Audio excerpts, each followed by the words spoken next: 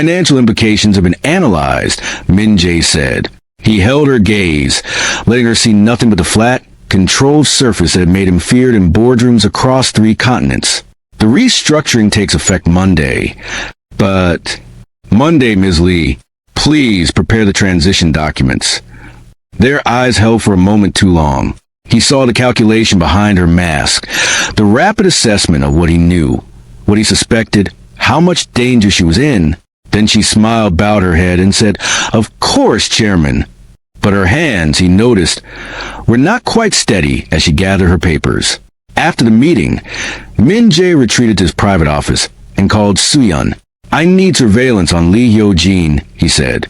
"Phone records, email traffic, physical movements. Everything starting now." "Sir, that's potentially illegal without a warrant." "I'm not asking the police to do it. I'm asking my private security team. The same team that has been protecting this company's interests for 15 years.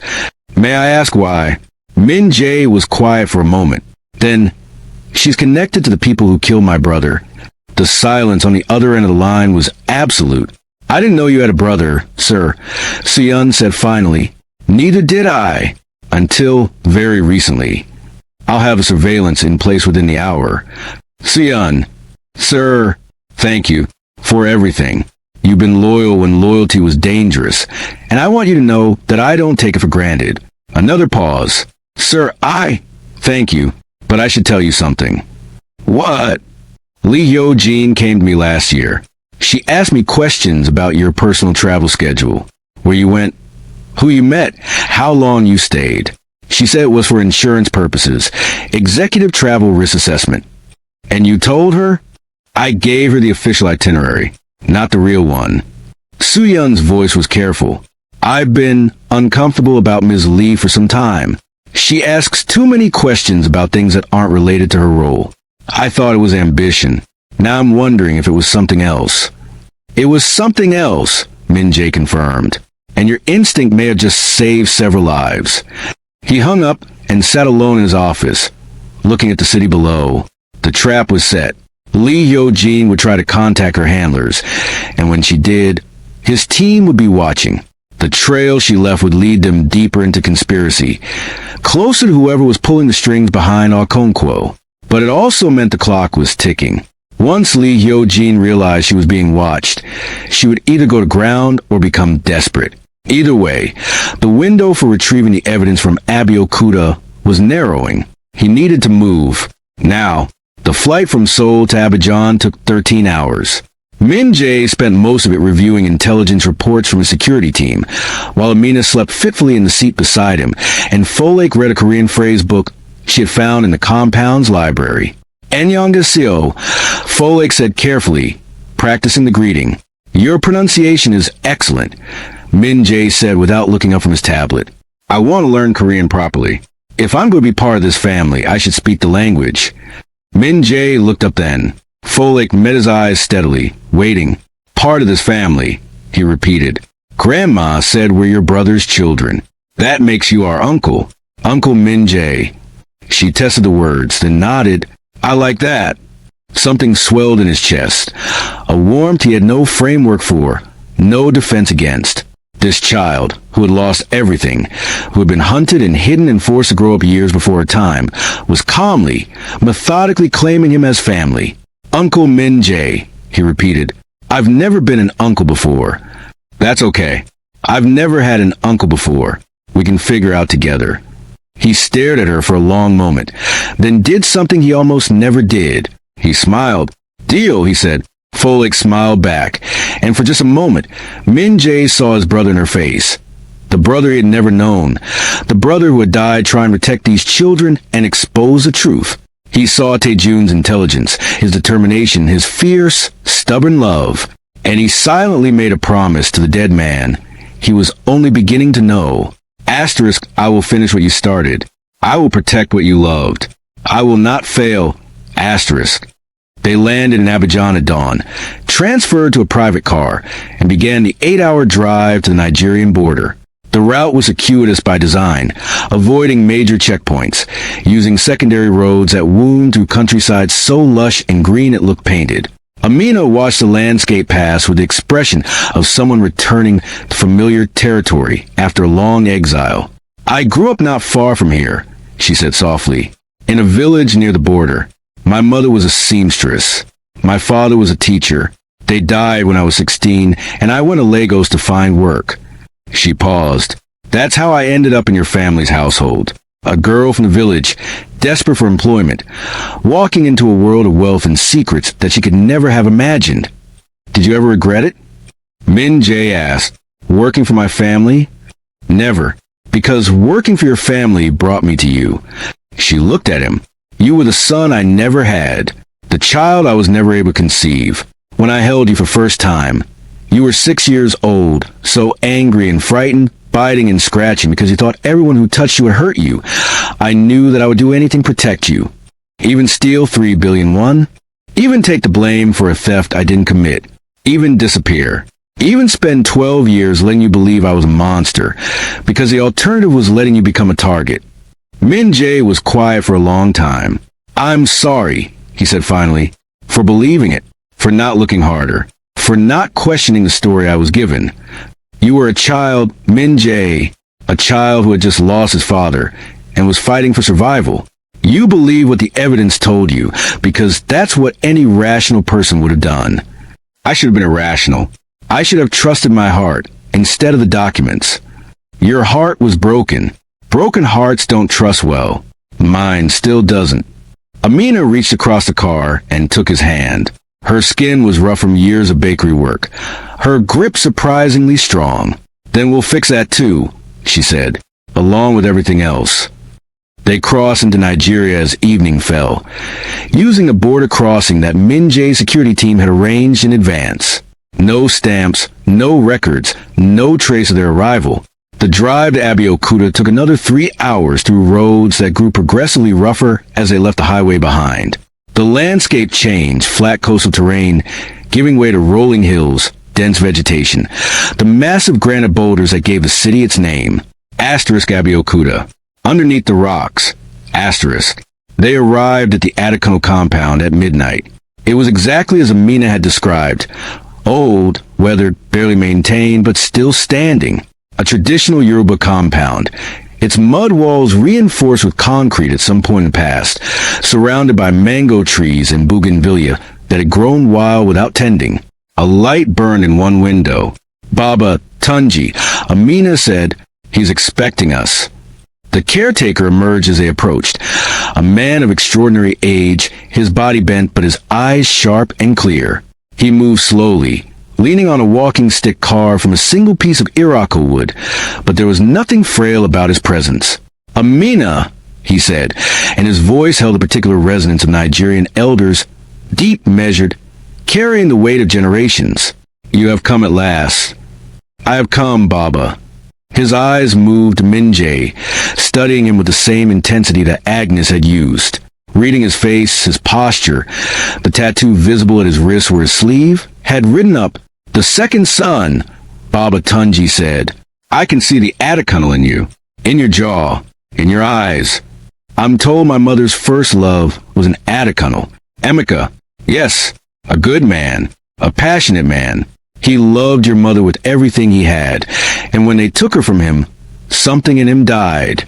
Baba Tunji shook his head slowly, but his blood survived, in Taejun, in the children, and now, perhaps, in what they will accomplish. You know why we're here? Taejun told me everything. Years ago, when he came to hide his treasure, he said that someday, someone would come with a key and a code, and the knowledge of the phoenix and the dragon. He said that person would be family. Baba Tunji's gaze moved to Folake, who had been standing quietly beside Amina, watching the old man with wide, serious eyes. And this one, he said softly, this is the keeper of the code. Yes, Baba. The old man knelt, slowly, painfully, his joints protesting, until he was at Folake's eye level. He studied her face with an expression of such profound tenderness that Min Jae felt his throat tighten. You look like your grandmother, Baba Tunji told her. Emeka's mother. She had the same eyes, old eyes and a young face. Eyes that see truth. I'm ready, Folake said. I've been ready for a long time. Baba Tunji smiled. Then come. I will show you where your father planted his garden. The compound was larger than it appeared from the outside. Behind the main house, access through a corridor that smelled of dust and history, was a courtyard, and in the courtyard, a garden, or what had once been a garden. It was overgrown now, years of neglect allowing the tropical vegetation to reclaim cultivated borders. But Min-jae could see the structure beneath the wildness. Raised beds arranged in a specific pattern, pathways of crushed stone, and in the center, a single tree, an Irako tree, massive and ancient, its canopy spreading over the entire courtyard like a green cathedral. The tree was planted by Emeka's grandfather, Baba Tunji said, 100 years ago. Every Atakunal who has lived in this compound has tended it. It is sacred. And Taejun came here, Min-jae said, to hide something. He came 3 times. The first time, to learn the family's history. The second time, to grieve his father. Emeka died before Taejun could ever know him. And the third time, Baba Tunji looked at the base of the Irako tree. The third time, he brought a box. Min-jae followed the old man's gaze. At the base of the tree, partially obscured by roots and undergrowth, was a flat stone. It looked natural, but its edges were too regular, its placement too deliberate. Folate, Min-jae said. The code. The girl stepped forward. She knelt beside the stone, running her fingers over its surface with the delicate concentration of a safecracker. Echo 7-442, she whispered. Her fingers found something. A series of indentations in the stone surface, invisible unless you were touching them directly. She pressed them in sequence, murmuring the code as she went. A click. The stone shifted, revealing a narrow gap, just wide enough to insert a hand. Or a key. Min-jae held out the brass key that Amina had carried for 12 years. Folake took it with both hands, treating it with the reverence it deserved. She inserted the key into something hidden beneath the stone, turned it. A mechanism groaned, old, rusted, protesting after years of disuse, and the stone slid aside completely, revealing a concrete-lined cavity beneath the tree's roots. Inside was a metal box, waterproof, fireproof, the kind of container designed to survive disasters. Min-jae's hands were shaking as he reached for it. Wait, Amina said. He paused. Before you open that, she said, her voice thick with emotion, I want you to understand what your brother sacrificed to put it there. Years of his life, his safety, his marriage, eventually his life itself. Everything in that box was purchased with blood. I understand. Do you? Because once you open it, there's no going back. Whatever is inside will change everything. Your company, your family's legacy, your understanding of who you are. Min-jae looked at her. This woman who had carried his burden for longer than he knew, who had sacrificed her own life to protect his, who had raised him and lost him and found him again. My understanding of who I am, he said quietly, already changed. The moment you told me I had a brother, the moment I met his children, the moment I realized that the woman I thought betrayed me had actually been saving me. He lifted the box from its hiding place. I'm not afraid of the truth. Not anymore. He opened the box. Inside were documents, dozens of them, printed pages, handwritten notes, photographs, USB drives sealed in waterproof bags. A decade of painstaking investigation, assembled by a man who knew he might not survive to present himself. Min-jae began reading, and the truth was worse than he had imagined. Taejun had been thorough. The documents painted a picture of systematic corruption stretching back 40 years, involving not just Min-jae's family, but an entire network of powerful individuals across Korea and Nigeria. The core conspiracy was this. Kang Ji-sung, Min-jae's father, had not simply been a jealous husband who ordered the elimination of his wife's illegitimate son. He had been part of a larger operation, a shadow network of businessmen and politicians who used the Afro-Korean Corporation as a vehicle for money laundering, fraud, and the systematic theft of resources from communities across West Africa. The charitable arms of the corporation, the hospitals, the schools, the orphanages, were fronts. Money that was supposed to go to development projects was siphoned off, laundered through a series of shell companies, and distributed among the network's members. The orphanages were the darkest piece of the puzzle. Children from disadvantaged backgrounds were brought into the system, ostensibly for care and education. But some of them were used as fronts for insurance fraud, identity theft, and the creation of false documentation. When they were no longer useful, or when they became inconvenient, they disappeared. Tae-jun had discovered this because he had been one of those children. His own identity had been erased and recreated multiple times. He existed in official records as 3 different people, each one a layer of deception designed to ensure that the truth of his parentage never surfaced. And when he began investigating, when he started pulling threads that led to the heart of conspiracy, the network had moved against him. The evidence included financial records showing billions of won laundered through AfroKorean subsidiaries, correspondence between Park Sang-joon and members of the network, including explicit references to eliminating liabilities, photographs of orphanage facilities that had been officially closed but were still operating, medical records documenting procedures performed on children without consent, and most damning of all, a signed agreement between Park Sang-joon, Lee Hyo-jin, and Chief David Okonkwo, establishing the terms of their partnership. The document was dated 15 years ago and bore all 3 signatures. It was a confession hidden in plain sight. Min Jae read everything twice.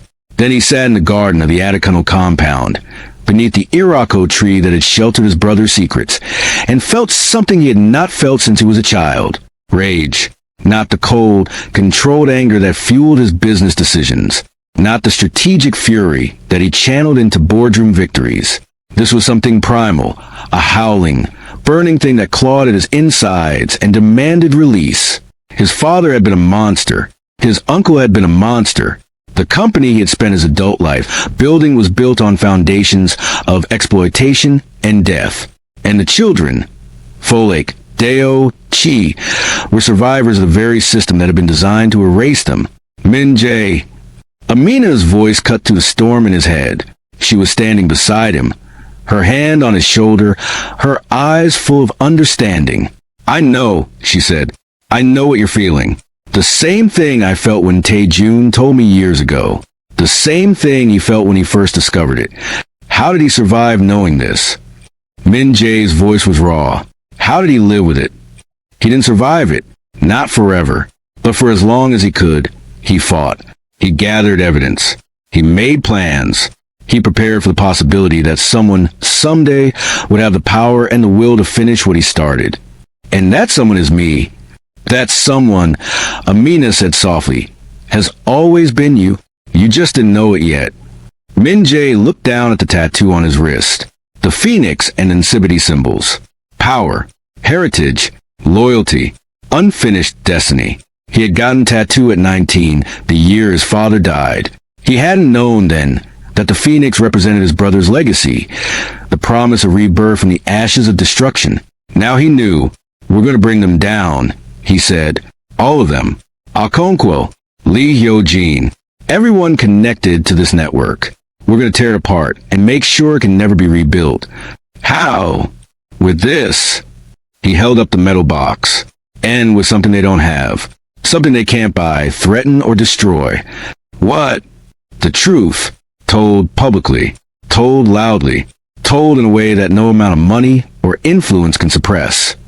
Over the next 48 hours, Min Jae executed a plan that would have made military strategists weep with admiration.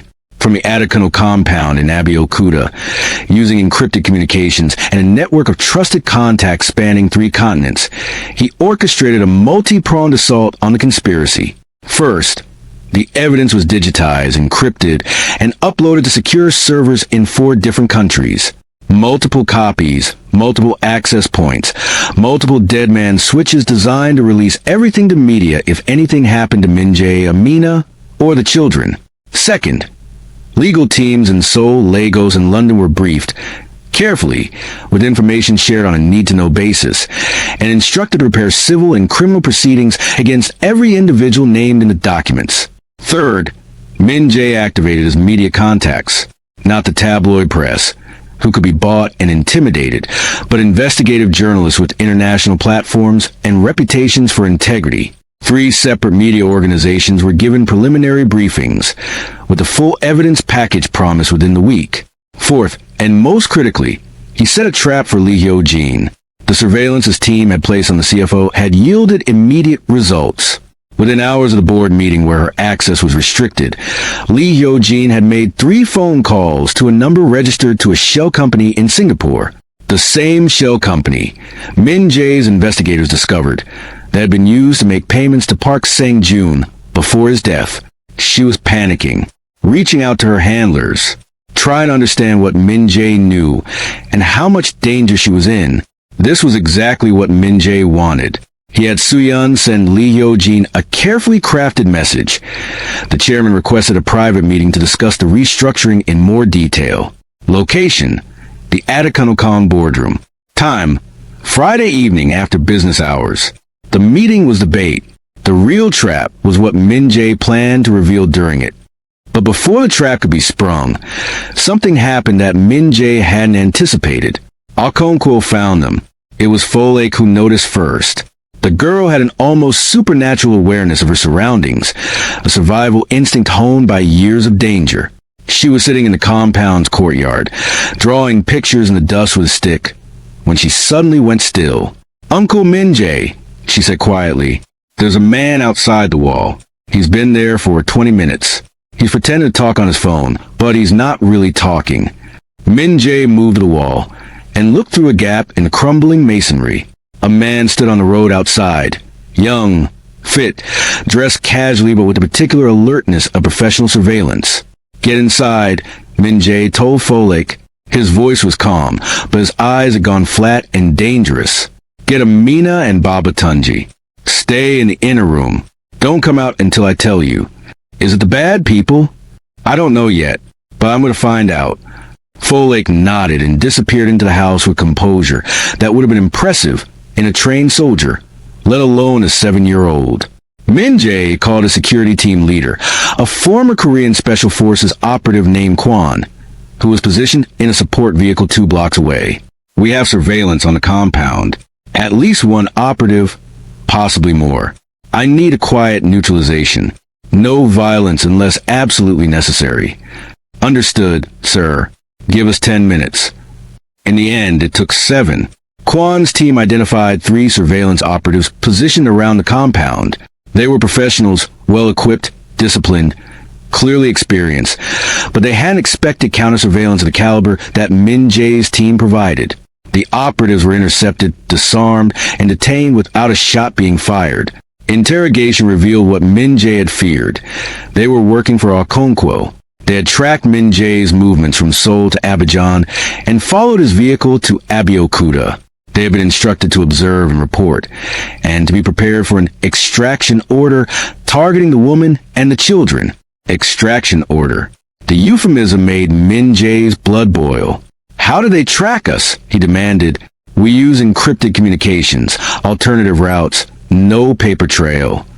"Someone on the inside," Kwon said grimly. "Someone who knew you were coming to Nigeria." The realization hit Min Jae like a physical blow. Lee Hyo-jin. She had seen the restructuring. She had made her panic phone calls. And somewhere in the chain of communication between her and AfroKorean, Min Jae's movements had been exposed.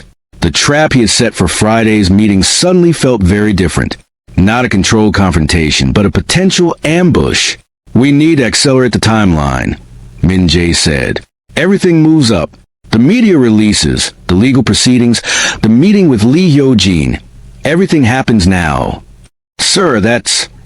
"Now, Kwon, before they can regroup." The next 36 hours were a controlled hurricane of activity. Min Jae coordinated everything from the compound in Abeokuta, turning the ancient AfroKorean house into a makeshift command center. Secure communications equipment was set up. His legal teams received the final evidence packages with instructions for immediate filing. Media organizations were given the green light to publish, and through it all, the rain came.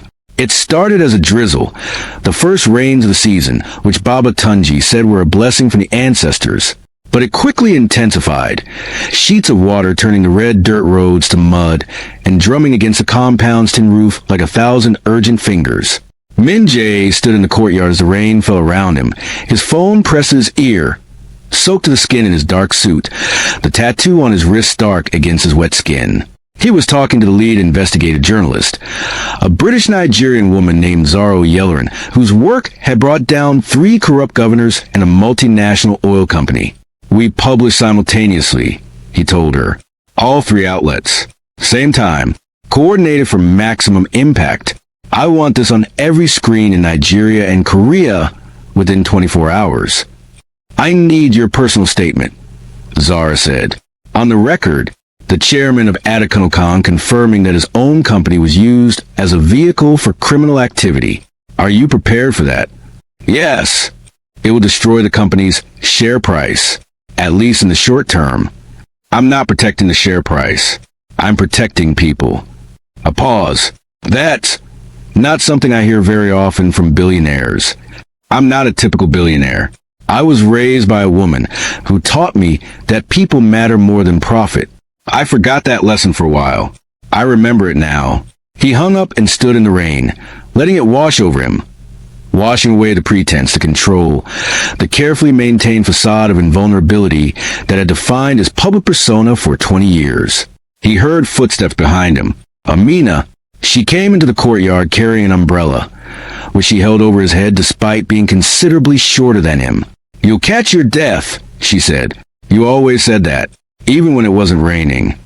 Because you always refused to take care of yourself. Some things haven't changed." They stood together in the rain. The billionaire and the bakery owner, the son and the mother. 2 people separated by years of misunderstanding and reunited by a conspiracy that had tried to destroy them both. "I'm scared," Min Jae said. The admission cost him something. He could feel it, a crack in the wall he had built around his emotions, letting in cold air and vulnerability. "I know. Not for myself. For you. For the children. For what happens if this doesn't work? And what happens if it does work? Then everything changes. My company. My reputation. My understanding of my own history. Everything I built will be questioned, investigated, potentially dismantled." "Good." He looked at her, startled.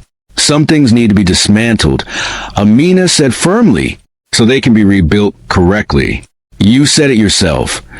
Your brother gathered this evidence because he believed someone would have the power and the will to finish what he started. That someone is you. And you have to trust that the truth, no matter how painful, is better than the lie. When did you become so wise?" "I've always been wise. You just weren't old enough to notice." He laughed. The second real laugh she had drawn from him since their reunion, and the sound of it seemed to surprise them both. "I missed you," he said. "Every day for 12 years. I miss the way you fuss over me. The way you tell me I'm wrong. The way you look at me like I'm still a frightened 6-year-old who needed someone to sing him to sleep. You're not that boy anymore." "No, but sometimes I still feel like him." Amina lowered the umbrella, letting the rain fall on both of them. She reached up and placed her hand on his cheek, the same gesture she had made 10,000 times, checking for fever, for tears, for evidence of the emotions he tried so hard to hide. "Then let me tell you what I told him," she said. "You are loved. You are seen. You are enough. And no matter what happens tomorrow or the next day, or the day after that, you will never be alone again." Min Jae broke. The wall he had maintained for 20 years. The facade of control, of invulnerability, of cold strategic genius. Shattered in the rain of an Abeokuta courtyard. He wept, not quietly, not with the suppressed dignity of a man who had been taught that emotions were weakness. He wept openly, desperately, with a full-throated grief of everything he had lost and everything he was about to risk. Amina held him through it all. This woman, who was not his mother by blood but had been his mother in every way that mattered, who had sacrificed her life to protect his, who had carried secrets and shame and loneliness for 12 years without complaint. She held him and she sang. The same lullaby she had sung when he was 6 years old, frightened and angry and alone. A Yoruba melody, simple and ancient, about a mother watching over a child in the darkness. And in the rain, in the ruins of the compound that held his family's most painful truths, Min Jae let himself be held, let himself be loved, let himself be human. The media storm broke on a Thursday morning. Three simultaneous publications, in Seoul, Lagos, and London, released the investigation under coordinated headlines. Afro-Korean empire built on decades of fraud, exploitation, and murder. Korean-Nigerian billionaire exposes own company's criminal network. The children who survived.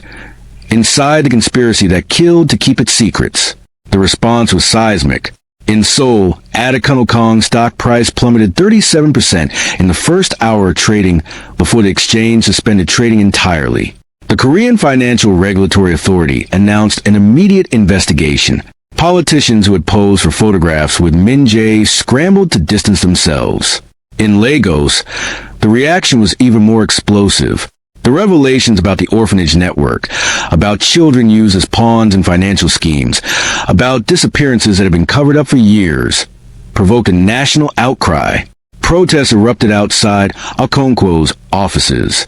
The Nigerian police, under enormous public pressure, issued warrants. And in the Afro-Korean boardroom in Seoul, Lee Hyo-jin sat at her chair and watched the news coverage on the wall-mounted screens with the frozen expression of a woman who understood that her world was ending. She was still sitting there when Min Jae walked in. He had flown back to Seoul overnight, leaving Amina and Folake and Abiyokuta under Kwan's protection, arriving at the company headquarters at dawn. He had changed into a fresh dark suit, the tattoo visible at his wrist as he buttoned his cuffs. His face was composed, his eyes steady, his posture radiating controlled power that had made him one of the most feared businessmen in Asia. But something was different. There was a warmth in his eyes that hadn't been there before, a humanity that softened the edges of his authority, without diminishing it. He sat down across from Lee Hyo-jin and said nothing. The silence stretched. On the screens behind him, news anchors described the scandal in breathless detail. Expert commentators analyzed the implications. Photographs of Okonkwo, Park Sang-joon, and Lee Hyo-jin herself were displayed alongside timelines of criminal activity. "You could have warned me," Lee Hyo-jin said finally. Her voice was steady, but her hands, folded on the table in a posture of composure, trembled visibly. "You could have told me the truth," Min Jae replied. "At any point in the last 28 years, you could have told me about my brother, about the orphanages, about the money that was being stolen from the people we claimed to be helping. You chose silence instead. You don't understand the pressures I was under. I understand perfectly. You were paid, handsomely, for nearly 2 decades. And in exchange, you helped conceal a criminal enterprise that destroyed lives and murdered inconvenient people." He leaned forward, including my brother. Her composure cracked. "I had nothing to do with that. That was Sang-joon. I never—" "You signed the agreement. Your name is on the document. You are, in the eyes of the law and the court of public opinion, equally responsible." "I'll cooperate," she said, the words tumbling out with the desperate speed of a woman grasping for lifelines. "I'll testify. I'll tell you everything, names, accounts, operations. I know things that aren't in those documents, things that could lead you to others in the network. I know." "Then let me help. Let me—" "Ms. Lee." His voice was quiet but final. "My legal team will be in touch. You will cooperate fully with the authorities. You will provide every piece of information you possess. And in exchange, my lawyers will recommend consideration of your cooperation during sentencing." He stood. "But I want you to understand something." He leaned down, his face close to hers, the tattoo at his wrist level with her eyes. "You watched a woman who raised me, who loved me, take the blame for something you helped orchestrate. You watched her lose everything. Her home, her reputation, her relationship with the person she loved most, so that you could continue profiting from the suffering of children. And you did nothing." His voice dropped to barely a whisper. "I will never forgive you for that." He straightened and walked out of the room, leaving Lee Hyo-jin alone with the news coverage and the ruins of her carefully constructed life. Okonkwo was arrested on a Friday afternoon, outside his office in Victoria Island. Min Jae watched the footage from his Seoul compound, where Amina and the children had been safely reinstalled after the Abiyokuta operation. Deo and Chi were playing in the garden, oblivious to the significance of what was happening on the screen. Folake sat beside Min Jae, watching with the solemn attention of a witness at a historic event. The footage showed Okonkwo emerging from his building, surrounded by lawyers already trying to negotiate, and walking directly into a phalanx of police officers with cameras rolling and journalists shouting questions. His face, in the moment of arrest, showed something Min Jae recognized.